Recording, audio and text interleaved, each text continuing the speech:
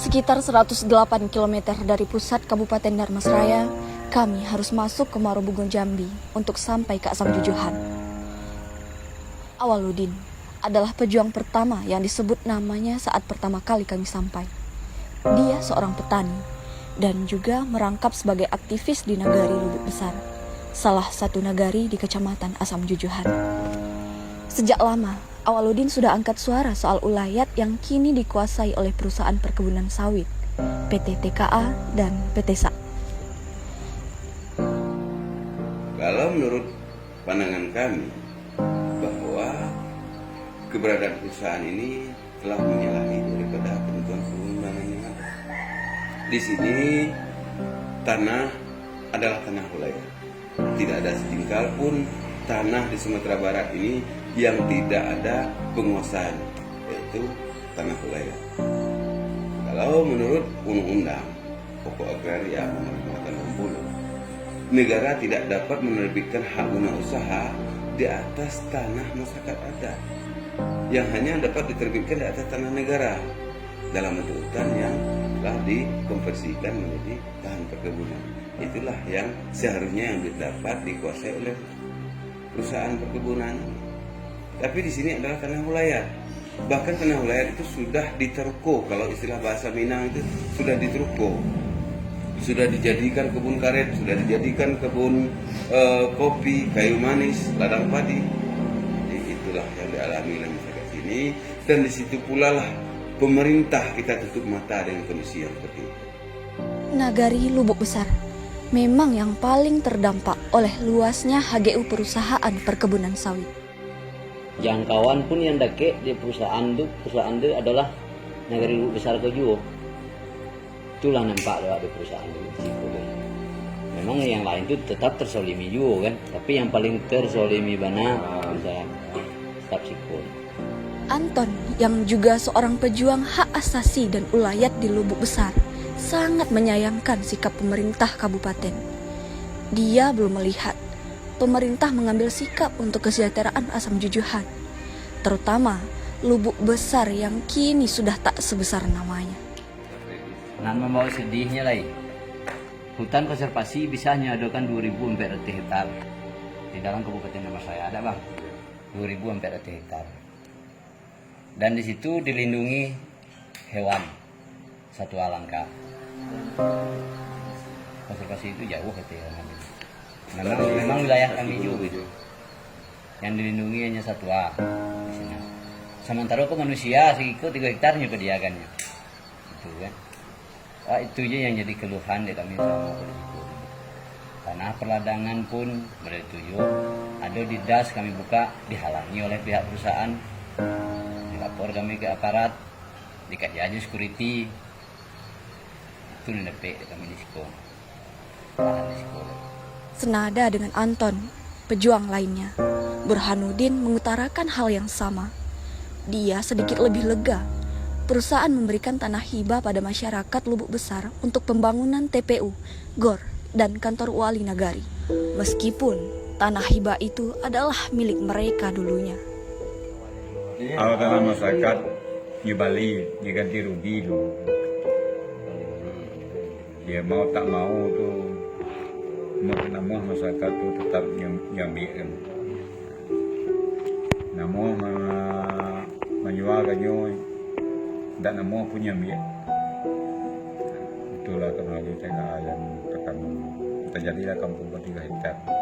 KJBPN kan ada pula SK dari BPN kan mengatakan Lubuk Besar tinggal 3 hektar, termasuk tanah hibahnya patang tu nak kami buat tanah kuburan.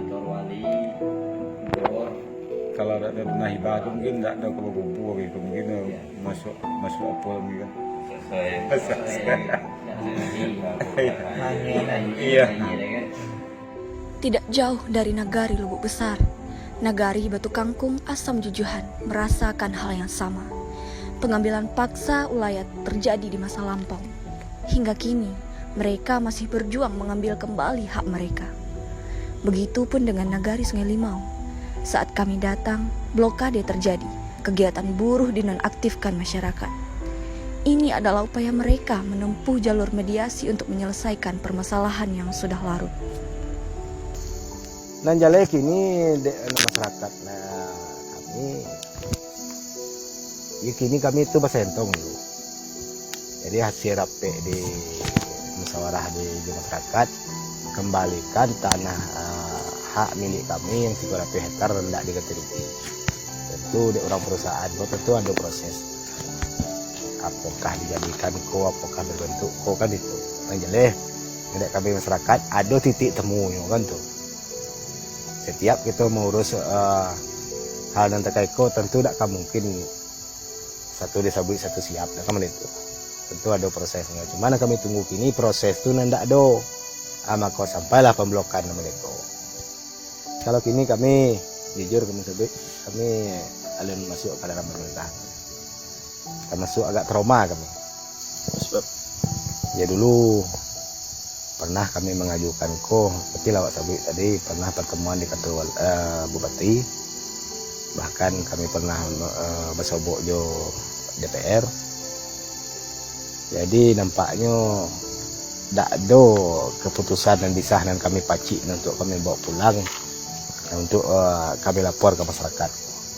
Jadi sementara kini kami cobalah membuat pemblokan dengan hasil musyawarah bersama dengan kesepakatan bersama.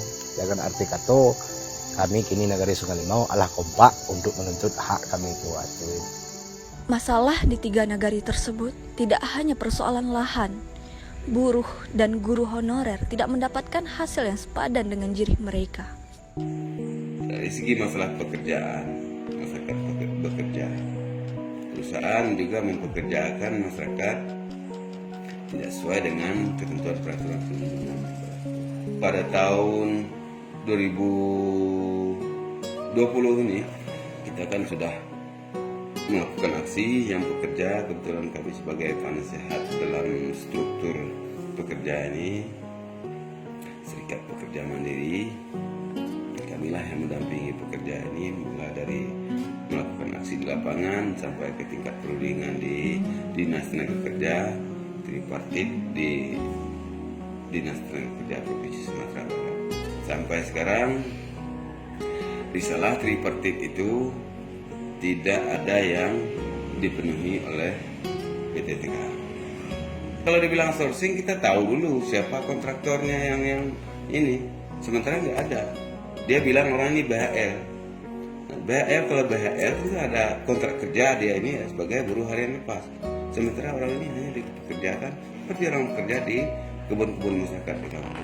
Kalau dia nggak setuju, nggak mau sama orang ini, ya tinggal pecat aja. Mandor bisa pecat pekerja. Terjadi kecelakaan di lapangan, untuk bekerja tidak ada tanggung jawab perusahaan. Kalau kini kok ada yang 20 hari, ada yang 15 hari. Setelah demo petang, ya. Sebelum itu artinya 2 hari sebulan. Itu ya, itu pun tergantung budget perusahaan. Kalau misalnya ada budgetnya untuk kerja pupuk, ya pekerjakan ulang ke 20 hari. Kalau tidak ada budgetnya lagi, ya kurangi. Gitu. Jadi bukan menurut UMP ya. Teknologisnya siko itulah kan, kampung 3 hektar, masyarakatnya mereka, jadi harus mau tak mau terpaksa ikut aturan perusahaan yang ada. Walaupun itu tidak ada pemerintah hanya ikutan kan, pastinya kerajaan garis dalam seminggu 5 hari dan seminggu kan. Kalau 5 hari seminggu itu kerajaan tuh nyemprot mupuk. Nah 5 hari seminggu. Ada yang 7 hari, cuma mau mupuk tidak meneruskan kan. Kadang-kadang punya butuh punya pagi ya kan. Kalau ada punya enggak. Kalau butuh pupuknya banyak, produksinya bulan tuh kerajaan 7 hari. Kalau enggak ya. Enggak kesador. Nggak usah doa itu. Enggak, tertentu dulu. Lagi peraturan yang dibuat kan, ya kalau ada ngalo peraturan dari Ditnaker pemerintah daerah kan tidak ada nanya ikut nampak kan. Artinya orang cuti Kalau ada pun yang kerajo manor itu kan cuti itu tidak masuk gaji juga. Tak cuti, tapi gaji tak masuk. Biasanya kalau orang cuti gaji kan masuk kan. Kan tak ada. Itu lupa ngomong dengan aku dulu dalam pertemuan. Buat cuti tak juga gaji. Ya, kalau kerugian yang lain lah umpamunya sebenarnya perusahaanku tak ada basobok lah. Apa perjanjiannya dengan pemerintahan memang tak sobok lah. Di segi tenaga kerja lah. Itu loh ya. Diwajibkan gitu. Mayoritaskan penduduk sekitar kan. Katanya tahu kini itu nama sobok. Kok namu halam pamonyo karajo mana beh menyembrot mamupuk ya karajo. Maruk long jadi mandur di sistem jalan. Itulah nanti jadi terus. Sebenarnya kalau di perusahaanku kinerja awak baik, karajo lah menyambut 20 tahun itu lah wajib istilah itu kok menjadi mandu kan. Kok ada kok karajo 20 tahun ya 20 tahun dulu lah udah beh. Kok 30 tahun 30 tahun mana beh. Tidak hanya pada buruh, dampak ini juga terasa pada pendidikan di Asam Jujuhan. Honorer digaji 280.000 sebulan, ditambah tunjangan 300.000. Ya kalau untuk honorer itu mengenai gaji honorer ini kan diambil dari dana BOS itu per bulannya. Rata-rata kami di sini dikasih sama kepala sekolah itu kebijakan kepala sekolah itu kami menerima masing-masing itu 280 per bulan. Itu terdapat saya sebagai pegawai pustaka, kemudian ada 2 lagi guru piket, yang selebihnya ada masuk jam ke sekolah. Tapi rata-rata kami menerima 280 per bulan.